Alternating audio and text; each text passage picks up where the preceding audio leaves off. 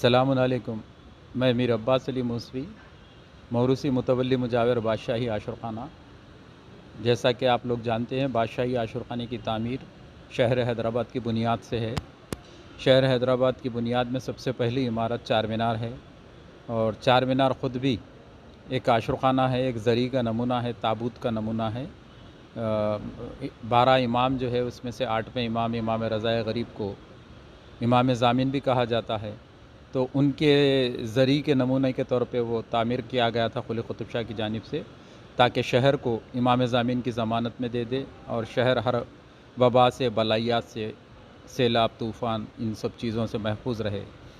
उसी के साथ ही दूसरी जो इमारत तामीर हुई वो बादशाही आशुरखाना है। इसमें 1594 की तारीख़ आती है। 1001 हिजरी, 1003 हिजरी और 1005 हिजरी। आप ये जो अंदर दीवारों पे ईरानी काम करा हुआ है, टाइल्स का, मोज़ैक का, इसके अंदर ये तारीख़ें लिखी हुई हैं। और बादशाही आशुरखाने की तामीर के साथ ही इसमें 14 आलम मुबारक फ़ौलाद में जवाहरात जड़े हुए इस्तात किए गए थे। और हदीक़तुस सलातीन नामी एक किताब है जो अब्दुल्ला कुतुब शाह के ज़माने में लिखी गई है तारीख़ पे। तो उस किताब में ये तज़किरा मिलता है कि बादशाही आशुरखाना उस वक्त मरकज़ आज़ादारी हुआ करता था।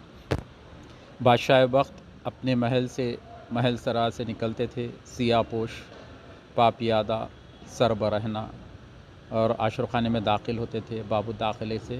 तो उस वक्त इनके साथ इनके उमरा होते थे, और खुश आवाज़ के जो मरसिया ख़ान थे वो मरसिए पढ़ा करते थे शहादत सैयद शुहदा की में।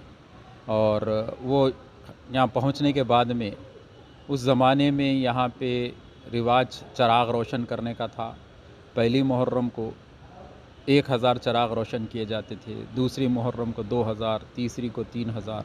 इस तरह से शब आशूर 10वीं की शब को 10,000 चराग रोशन किए जाते थे। आलिम मुबारक पर फूल वग़ैरह चढ़ाने के बाद में यहाँ पे मजलिस हुआ करती थी, मजलिस अज़ा होती थी। और उसमें जो है बादशाह वक्त अपने उमरा और आम रियाया के साथ शिरकत करते थे।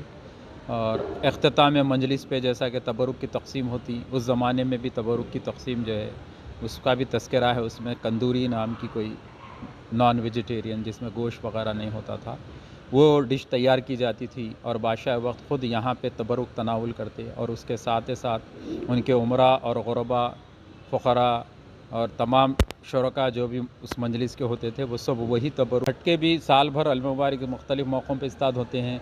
हर जुमेरात को पाबंदी के साथ एक अलम मुबारक इस्ताद होते हैं। आप हज़रात ने सुना होगा कि सहर बातिल की कमान है, चार मीनार के 4 कमानों में एक कमान का नाम सहर बातिल है, और उस पर हज़रत मीर मोमिन साहब क़िबला रहमतुल्लाह अलैह का जो है एक तावीज़ था सहर बातिल का।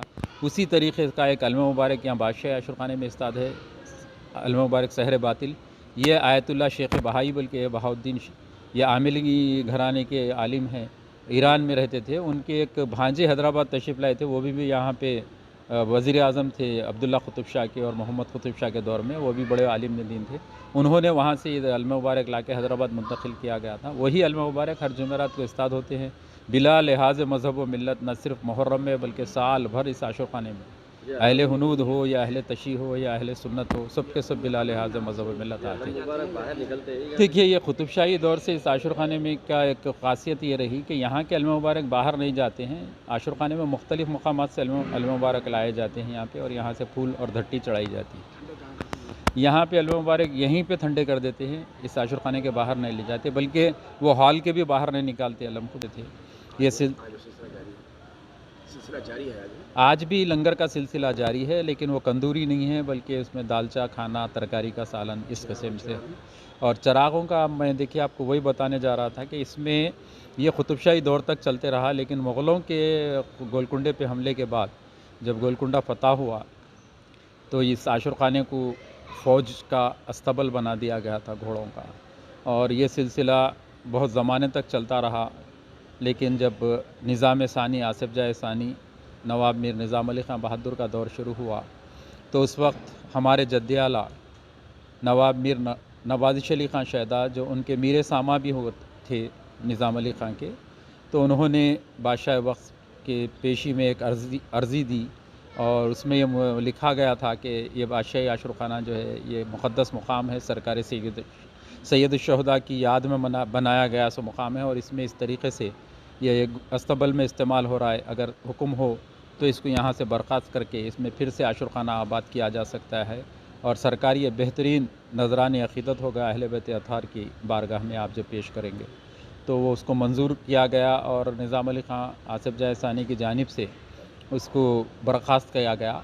और मेरे जद्द आला नवाज़िश अली ख़ां शहदा जो इस आशुरखाने के पहले मुतवल्ली भी करार पाए, दूसरे दौर में सन 1178 हिजरी में इस आशुरखाने की तामीर नौ की और 5 अलम मुबारक जो बीच में इस्तादा है, बड़े अलम मुबारक, ये अलम मुबारक इस्ताद किए।